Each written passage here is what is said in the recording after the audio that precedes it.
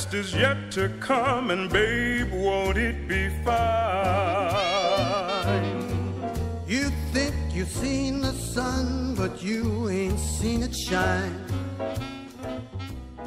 Hello everyone, welcome once again to Ask the Treksperts, the show where we answer your questions about Star Trek. I'm Captain Logan. And I'm Sarah. Today we're going to talk about the second episode of Star Trek Continues. This is the fan film series done by Vic Mignogna, and we did the first episode a few months back. There's a new one out, and it's been out for quite a while now, a few weeks, and we thought we would finally go ahead and review it for you. Before we get started, I want to encourage everybody to watch this episode before you see us talk about it, because, first of all, we both really liked it. And yeah, absolutely. I don't mind saying, before we actually start getting into it and delving into it, that we're really recommending this episode.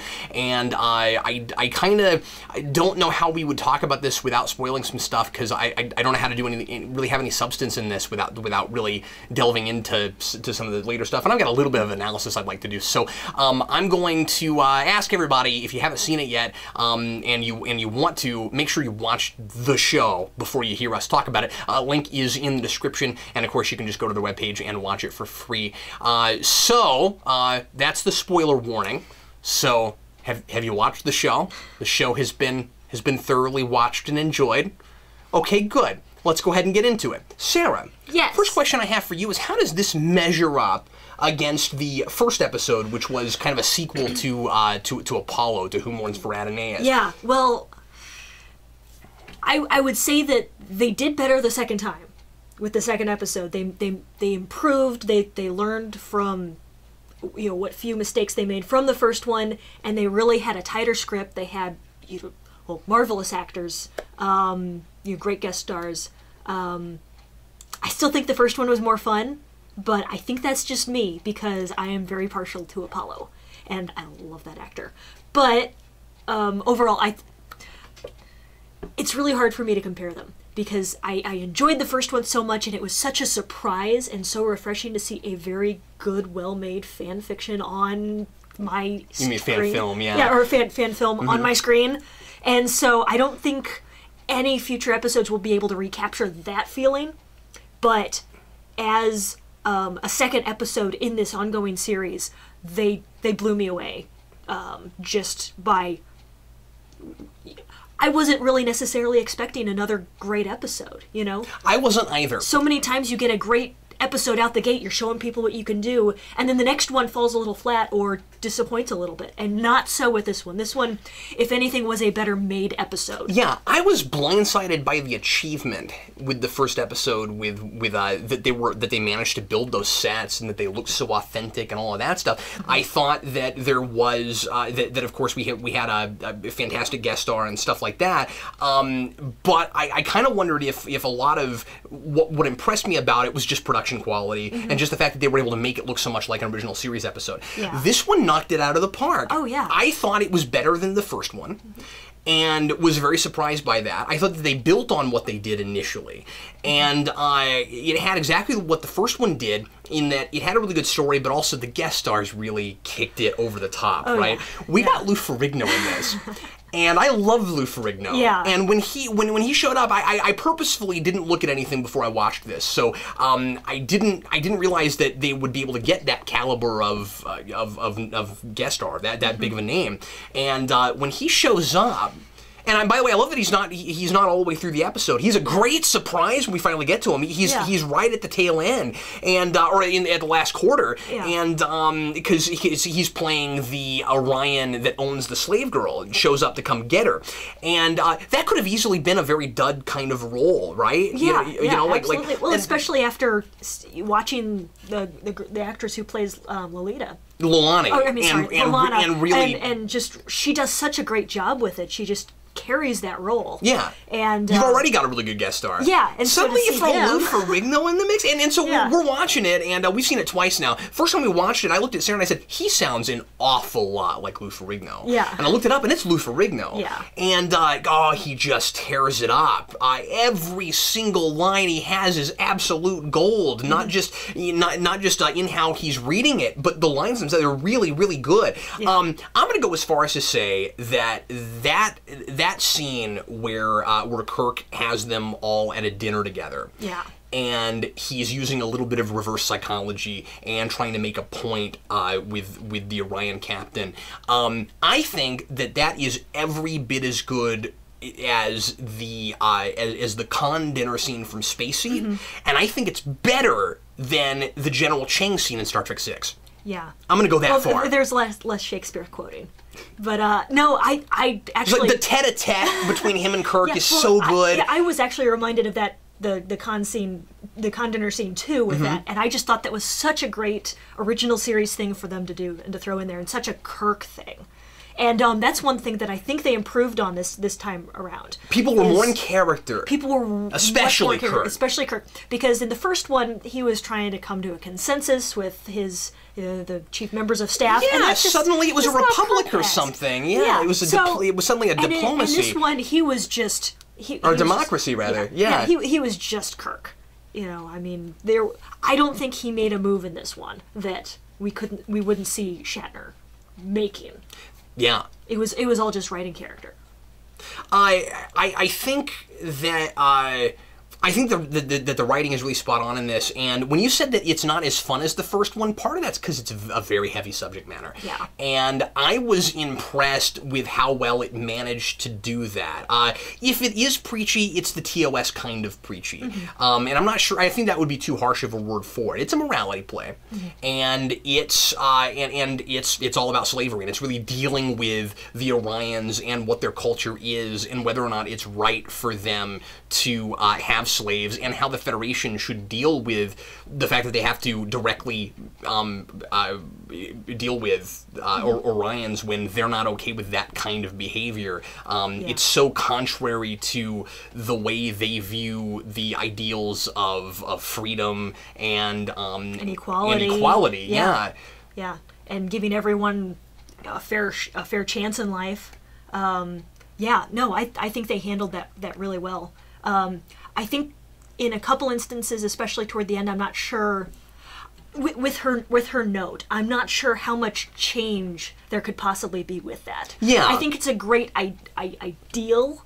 I think it's a great message, but how effective it'll be in changing an entire culture. But see, I like that because it's kind of realistic, you know. I think that they do a really good job of leaving that open ended for us, and I like that on two different levels. You and I talked about this a little bit earlier. I like this on both a story level and a big sweeping continuity level, because one of the things that Manana's really got going for him right now. And by the way, this was co-written by him and another guy, and directed by somebody else. And I liked that he got to completely concentrate on acting, and he wasn't directing this episode, because I think it really elevated his performance. But one of the things that I think he's really got going on in this that's really, really interesting is he's doing a great job of using prior continuity that we've already had in Star Trek from Enterprise, without it overshadowing it or making it feel like it's not really a TOS episode. Yeah. There are a couple places like the mind meld flashback thing that look a little bit Voyager or Enterprise to me, but the rest of it still looks in the shot. In the filter that they used. The filter that they used, and also the set they used, because they took us to a Tellarite ship. And they had like the grates and things. It looked just like the stuff that we saw in Enterprise. It looked just like an Orion or a Tellarite ship, I thought. Yeah. And that's cool, but it's a little bit less TOS. They totally made up for it in the design of Lou Ferrigno's Orion. Yeah. Because we never saw male Orions in TOS, and he doesn't look like an Enterprise Orion. Yeah. Not nearly as much black leather. Yeah, he doesn't have that thing going on. He has this really cool, intricate jacket that looks exactly like what I would expect from TOS. He's got that diamond-studded knife. Yeah. Oh, I love that. That's just what you would expect. It was fantastic. But I really like his attention to detail with the continuity, and he's finding ways to sort of compromise and merge all this stuff without it not feeling like TOS. So he takes the whole idea from Bound, which is a terrible episode from Enterprise. But Bound had one really cool idea, which was the Orion slave girls aren't actually slaves. They actually run everything because they have pheromones that allow them to control their men. So the men are actually slaves, but they don't know it. And apparently, according to this episode, and I love this, I wish it was canon, it's great. According to this episode, there's a big civil war. Somehow or rather, the men managed to circumvent that. I would assume that that's probably what led to the inoculation that McCoy has in this. And for the last 70 years, the timeline, by the way, lines up there. That means that happened just after Enterprise.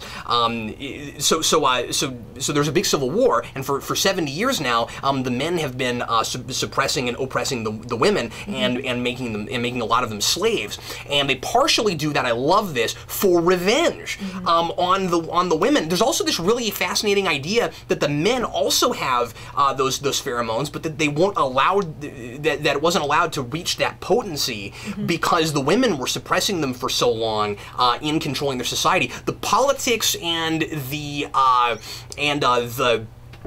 culture in this is really, really good stuff, and I thought it all made a lot of sense. I kind of bought into it. I thought so too. So like he took a really bad Enterprise episode and built on it. Yeah, and I was very impressed with that. Yeah, and that was great. But like you said, I like that we don't get to the end and suddenly we've fixed the whole society. Yeah, well, because that would just be too idealistic. It would be unrealistic. And too easy. And yeah, way too easy. And I thought that was a big point the episode was making, is that these kinds of issues and these kind of diplomatic situations with a big organization like the Federation are never easy. Yeah, and it's not just simple black and white. We can't. Slavery is always wrong, and we must always stamp it out wherever we find it. Yeah. Things are more complicated than that. Where down the road, maybe if we have better relationship with the Orions, we can maybe move in and help them to amend their society. But we can't do that in our present diplomatic stance. Yeah, I thought it was incredibly mature in the way that it handled this. I was, like, there are TOS episodes where you get to the end of an episode and Kirk has kind of taken his morality and pushed it on people, sort of, and just been like, this is your society is wrong, and we've changed it for you, but we're not actually gonna help you figure out how to. There are a couple episodes that border on that, and then he leaves at the end, and they have to fend for themselves. Now, usually that's an Earth-like planet. To be fair, it's usually humans, which is not exactly, or it's either humans or it's more. Actually, no, it's usually an alien planet where a evil human captain or some human captain has shown up and turned the planet into some period in human history. Or evil computers. And at that, or evil computer where he blows up the computer and then non-human planet, now they look human. Now they just have to fend for themselves and figure out how they're gonna. But it's huge, breaking the Prime Directive. We don't have that here now. Right. Now, what's cool really is he almost does. Yeah. Yeah, and that's very much in Kirk's character. I just like that he's not allowed to. Now, you could say it's a little bit contrived that the ship just happens to blow up when he's about to break orders, and if the ship but that's also a very TOS thing to do. You know, I mean, like where do you draw the line? Sometimes I can't help but be impressed that they do that kind of storytelling, just because that's kind of the way it would have been done with TOS. But I also think it's fairly effective. Yeah. Where the ship blows up, he's not allowed to break orders. And so the status quo can go on, but then there are still consequences, at least for the universe at large. And I also really question, this is one little peeve I had. I do question the end where she has left this message. And she says, if you found this, I'm dead. And there was every possible chance that Kirk would have, because it's just in his book, that Kirk could have pulled that book open and found the note before she actually blew the ship up. How could she know? Like, I kind of call logical fallacy here. Hold on, let me explain this. How could she know that she's bound. Yeah. She's chained up, and she's brought to Lou Ferrigno's ship. and Lou Ferrigno is really angry with her for everything she's done, and of course she killed some Tellarites, and she got away from him and made this whole ship of people question what the Orions do. I mean, he's got lots of reasons to do horrible things to her. I don't mean that he's validated. I just mean that he's going to do horrible things to her. And how does she know that she can get on that ship and blow it up just after it pulls away from the Enterprise? Well, now this is totally conjecture. Yeah. But she probably, while she was able to wander the Enterprise, came up with a couple solutions, and maybe plan A, B, C, D, and ended with, you know, I can take poison if I can't blow out the ship, where she had ways to make herself a martyr. Yeah. Yeah, that's fair. But even with, like, the say poison thing, she's tied up. I just don't see how she's doing anything. Yeah, but I just wondered about it. Yeah. Because the thing is, it's one of those kind of script things where it needed that to happen in order for the big speech at the end. The speech at the end is fantastic. And by the way, let me reiterate that this actress, her name is Fiona Vroom. She's been she's played some minor roles in a few sci-fi things here and there. She was in Human Target and some stuff like that. She was in Eureka, which is a show I've seen a little bit of and like a lot. She gives this fantastic speech at the end, but they could have just as easily made a show that was 45 minutes of her trying to figure out how she was going to blow this ship up. You know what I mean? Like it really is just this kind of convenient thing so that we can get this speech. Yeah. And so I thought that was kind of contrived, but just easy. Yeah, it was kind of sloppy, but but whatever. I mean, you know, I've seen much sloppier in Star Trek, and the rest of the episode doesn't have that problem. Yeah. I am very impressed, tell me if you agree with this, that this episode manages to deal with, again, I think in very grown-up ways, in very mature ways, to deal with the issue of both slavery and sexism without going to a men are always chauvinist kind of place. Yeah. You know, like it's not an irritating, like a feminism kind of message. Yeah. It's about equality on the whole. You know, it doesn't have to go there. It wasn't Turnabout Intruder. No. So, yeah, no, I thought it was just all handled very well, and it was really a universal message. Slavery is bad. Men and women can, you know, basically they have their differences, but they can be treated as equals. And in the Federation, we've grown to the part where this is the case. I thought it was incredibly sophisticated also to have a girl that was like fully educated, really intelligent, a really smart woman. She does fall back on her sexuality when she has to, but she's in a place where she kind of has to do that. Yeah. She is just as competent and smart and good at stuff as anybody on that starship. Yeah. And I thought it was really smart to do it that way instead of having like a regular Orion slave girl that didn't really know anything, because Kirk gets to, that's fantastic, because then Kirk gets to prove to Lou Ferrigno that like, I don't know what his character name is. I just want to call him, it's Bim something. I just want to call him Lou Ferrigno. Yeah. Kirk gets to prove to Lou Ferrigno that she doesn't, that even if you could make a case for, and you can't, but even if you could make a case for all the rest of your women in your society are animals, as he tries to say. I mean, he's incredibly condescending, but that's the way their society is built. So he's just conditioned to be this way. Even if you could make that case, she isn't like that. Yeah. He compared her to McKenna. McKenna, yeah. Yeah, and just said, well, she's on par. If you wouldn't accept McKenna as a slave, why would you expect Lolani?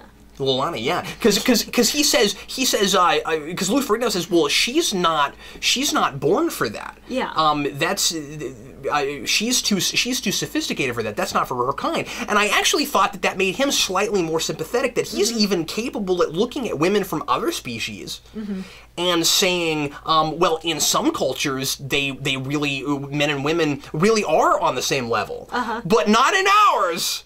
Yeah. Because in ours, they deserve this, because, you know, it's almost It's almost like on the same level as kind of a racism kind of thing, where it's it's sexism over racism, but it's almost like the argument of white people enslaved black people for so long that even white people that are like generations removed still owe reparations or something. It's played up kind of like that, where the men see the women as like these women they're newly born after that. They're of a new generation, but they deserve to be punished for what their ancestors did. And that's how he sees it. So I mean, it's much more of a revenge kind of thing. I just like how complicated the politics are. That it isn't. It's not even the all your people are white on the right side thing from Let That Be Your Last Battlefield. It's more. It's complex. not that kind of bigotry. And that made it more realistic. And I'm not saying that it's showing the two sides of slavery. I'm not saying that it's saying that like he's got a point too.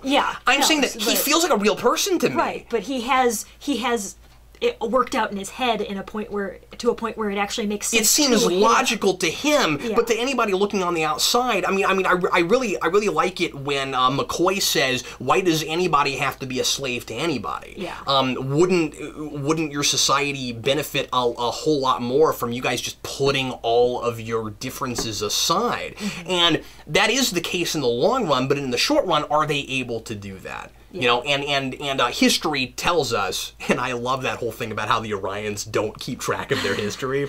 How would you ever learn from it? That was cool. But history has shown us that even several generations removed, a lot of people aren't able to put those differences aside.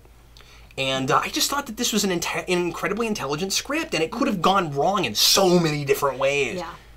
No, I think they really pulled it off. It was a well done episode. I want to mention a couple other things about the production on the whole and where things are going with the show. First of all, I loved this so much that Sarah and I are planning to keep reviewing this each time they put an episode out. I don't imagine they'll do more than 2 or 3 a year with the costs and the time involved. But I'm sold on this show, and even if they haven't done, I'm going to keep going with it. Because I think they've got a really good thing going. I think for the most part, everybody's got great acting chops, and everybody stepped up their game this time. Even Larry Nemecek playing McCoy, I thought was a little better. I still just think that he's miscast, but I think that he's doing his best. This guy playing Spock is very much impressing me. Todd Haberkorn. So last episode, I wasn't totally sold on him, but I think that casting Spock is always hard. Oh yeah. And here, he really stepped up his game. And I thought that every time they had an insert shot where he had to give the camera some kind of a dramatic Spock face reaction. Yeah, he was just really on. And I thought there was a lot of confidence there. The mind meld scene I totally bought. Once I got to see this Spock give a mind meld, I was totally sold on him. I'm very, very impressed with him. I'm hoping pretty soon we get to see a Spock-driven episode. That would be cool. I thought that Manana was channeling Kirk even a lot better than he was last time. Well, he had a better script to work with in that regard too. He did, yeah, and we get to see some really fun Kirk stuff too, and which I appreciated more because I bought him more in the role. We got to see him do the double kick. Yay, that was fun. It was really well placed. It looked really good, and just getting to see him and Lou Ferrigno go at it was so much fun. like it felt like the stakes were really high there, right? You got to see Kirk going up against like the biggest guy you could imagine. Lou Ferrigno, he played the Hulk. He's huge. You got to see him go up against him. That was a lot of fun. And I still think that his voice is a little too high. He just he sounds like Shatner on helium, just a little bit. But I really like his performance in this. What I think this series really needs to do down the road, and I really hope that they're able to have the funding to do this maybe next episode, is we need to get off the ship. Yeah. Because they've now done 2 bottle shows in a row, and what they want to create is the last 2 seasons of TOS. They jumped this right off of Turnout Intruder. They are seeing this as season 4 of TOS, and if that's real, I don't know how long it would take them to make all of it. But Mignogna has gone on record to say that his dream with the show is do 2 more full seasons, and I don't know if they'll ever get there. But if they do, they can't keep doing bottle shows. Yeah. Well, I imagine a planet set would not be that hard to create. Well, and they did a decent-looking one at the end of last episode, briefly when you got to see the de-aging Apollo. Yeah, yeah. Well, and this time they built the freighter, or for the Tellarites. But we don't know how much of a set that was because we saw it in that weird filter. Yeah, but I mean, it was different. But who knows if that was a fully built set? Is all I'm saying. Yeah, so. I would guess that pretty soon we'd get a planet. I sure hope so. I don't think that they can coast on bottle shows. They are getting a lot of mileage out of their sets. They're using everything to its fullest. And I don't remember if we saw this last time. This time we got to see a shuttle bay. I don't remember. I think maybe we saw CG of a shuttle bay last episode. I can't remember if we actually saw anybody in it. This time we get to see actually people in it, and that looked really good. And like I said, the production values on the show are fantastic. They look just as good as TOS, and all the sets are spot on. But like I said, I really want to see the show step it up and get off planet and go and explore some culture, because they certainly have everything else is in place. Yeah. They certainly have a wardrobe for that. The wardrobe department on the show is brilliant. It's just beautiful. Yeah. It'd be kind of cool if they could make up an alien species at some point, too, just to see where their minds go. Yeah. Yeah, really expand it, because so much of TOS wasn't about people or species we've seen before. Yeah. It was about, here's a new one-and-done kind of species. And I'm really glad that their second episode wasn't a follow-up to anything. Yeah. It is about a culture that we're already familiar with. Yeah. But that was welcome because I think that where they're going in their minds with this show is what would 4 had probably done. Yeah. They probably would have done more Orion. Yeah. Well, and as famous as Orion slave girls are. Well, it goes all the way back to the cage. Yeah, but I mean, we don't get very much of them in Star Trek. Really in much of any of it until the couple episodes in Enterprise.